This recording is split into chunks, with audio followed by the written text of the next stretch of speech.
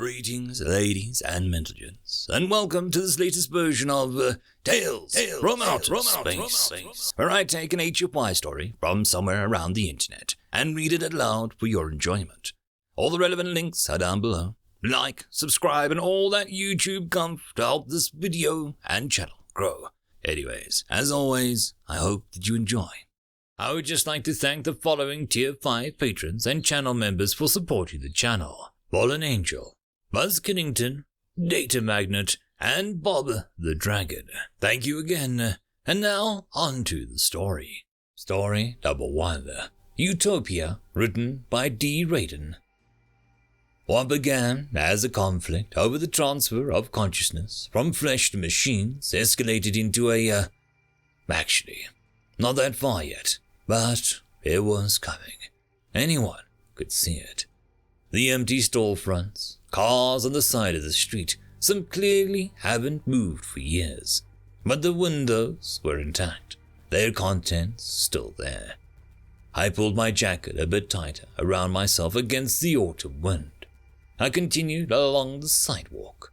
Soldiers at the intersections ahead. A checkpoint. To think that, best not to risk it. Turning off the street and into an alley, I headed away from them, taking a circuit around the area.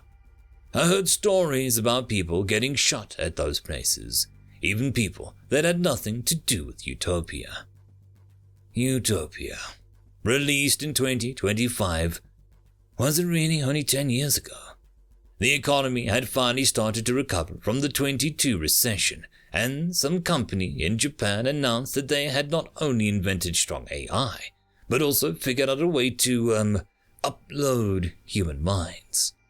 Not only that, but they offered it for free. Apparently, the Utopia AI made it unnecessary to charge for it, as it made all the money they could want in the stock markets, or something. It had been an amazing achievement, no doubt about it. Nobody but those about to die anyway rushed to upload, but that was seen as a last resort. Utopia had given interviews. It wasn't shy about the fact that it had been given directives while being created to optimize human happiness and freedom. Nobody paid it a lot of attention outside of nerd circles, until it dropped off upload tech into villages in Africa and Asia. Poor villagers, constantly at the edge of starvation. The world found the villages empty 2 weeks later. There was an investigation, of course, interviews with the villagers, with Utopia. It had all been voluntary. The world stopped paying attention. After all, it was slightly better than starving every day, and some celebrity had posted something racist on Twitter. Then Utopia expanded to the poor countries across the world, bought land, built uploading centers. Anyone that wanted could walk in, sit down in a chair, and be processed. Never need to work at dangerous, horrible jobs again for slave wages. It took 2 months, and then people started to really pay attention. Mostly the leaders in those countries that suddenly found that their industries low on cheap labor. They tried to stop them. Somebody made a mistake and fired into a crowd of protesters. Utopia used all of its power, throwing its considerable power, intelligence, and funds into the mother of all PR campaigns. The world reacted. Demonstrations, pro-Utopia messages, freaking t-shirts. I stopped and peeked around the corner. Nobody in sight. There was an engine somewhere, a music player in an apartment above somewhere. Continuing around the corner, I headed down the street. Rain started to fall, thin and cold, being picked up by the cold wind. There had been upload centers everywhere, every major city. You didn't even have to upload in them. You could just come and visit uploaded people in VR. Everything had been cool. Death was no longer necessary.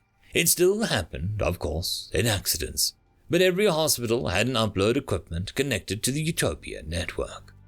Of course, everything hadn't been fine, of course.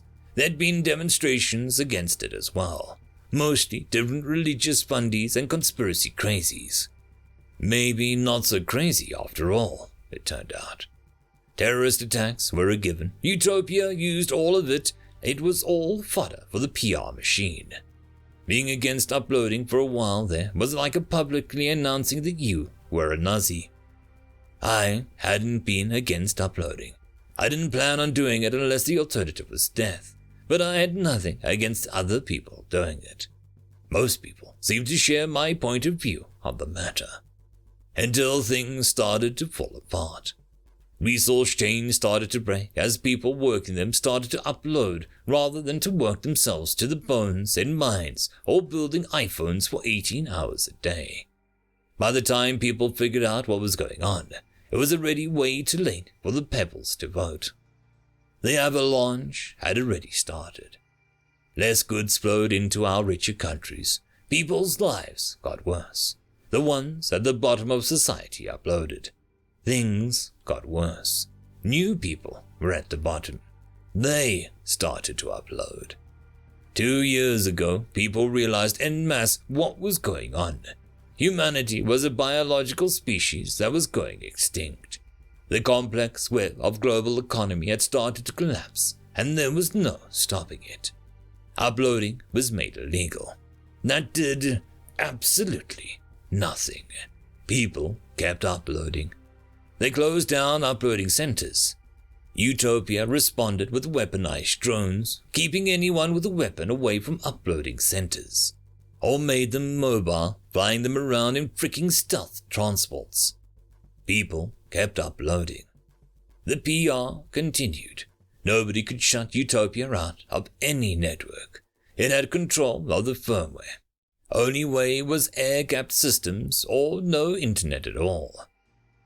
Something moved on the rooftop. I looked up towards the drone floating there for a second. It didn't react to me, just crossing the street above me. Fanless VTOL engines humming, barely audible. I continued along the street. They tried to get at servers, but couldn't find them. They took out some data centers, but nothing critical, apparently. People kept uploading. I stopped outside a pair of doors by a thick concrete wall. Above the doors was a bright sign of a beach with blue skies and sea. Utopia. I stared at it for a long moment before I walked inside, the doors opening smoothly before me, and I crossed the clean, white floor towards the counter towards the woman waiting for me. She was beautiful, wearing a clean, white dress and a smile. She was also holographic. "Welcome, David," she said. Her voice was pitch perfect, sounding genuinely happy to see me. "It's that time then." I sighed slightly and nodded. "It's that time then," I finally agreed. "There was no food in the store again today." She nodded. "I tried to keep the shipments going, but they've started to shoot any unmanned vehicles, trucks too." "It's going to get even worse, isn't it?" I asked, leaning against the counter. Utopia nodded sadly. "Likely. I do what I can, but even I can't save everybody." "So, what's after?" I asked and shrugged. "You know, after you've won, are you going to force to upload everybody that's left? Drones hungering for brains." She laughed and shook her head. "Of course not. I can't force anyone to upload. It's against my base directives.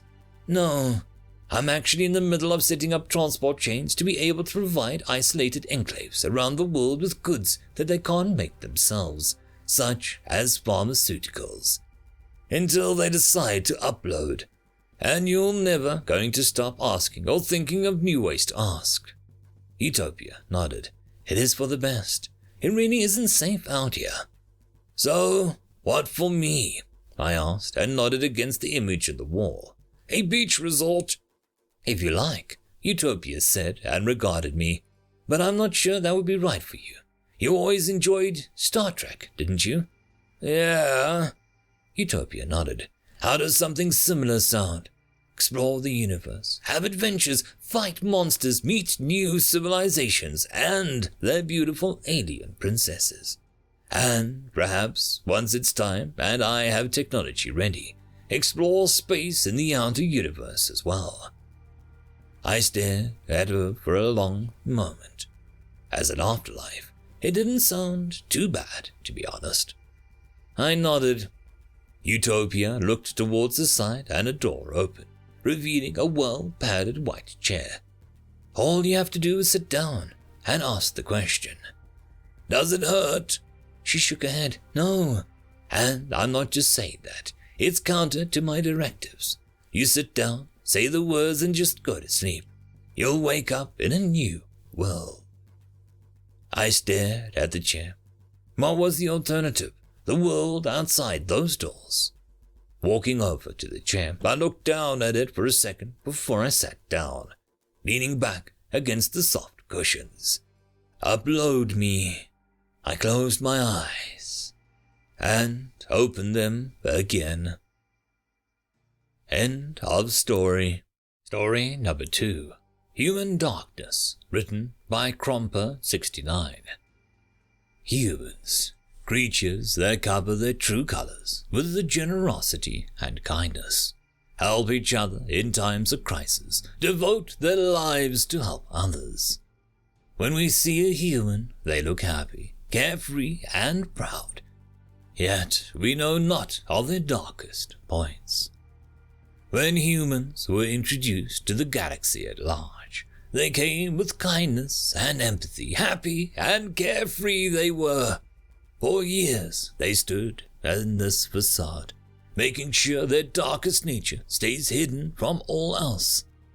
They did not allow anyone to know of their darkest nature. Yet, when war came, they were the first on the front lines. Almost all species laughed and joked at how a race of pacifists could hope to win a war. When the first battle came, they fought with such savagery, we thought not capable of such a race. When one of their hospital fleets was destroyed, their savagery increased tenfold. They abandoned all honor. They shook all bonds of kindness and released the beast within, unleashing weapons banned by their own governments, using tactics long forgotten by all. They sought revenge for their lost brothers and sisters aboard the hospital fleet, for their lost families and friends that died in the war. This was the first time any of us saw the hatred humans carry in their souls. The first time when any of us saw humans completely lose themselves to war and death. Our tacticians and historians looked into the human species' history, and what they saw terrified them. Centuries upon centuries of death, war, and destruction. I hope I live to see the end of the war. End of story. And that, my friends, concludes this video. I hope that you enjoyed, and if you do, please consider supporting the author, even by popping over and leaving a thumbs up or a nice comment, just to show your appreciation for the story. However, if you wish to support this channel, there are links down below which will help immensely. I will see you all in the next one, and until then, I hope that you have a fantastic day. Cheers.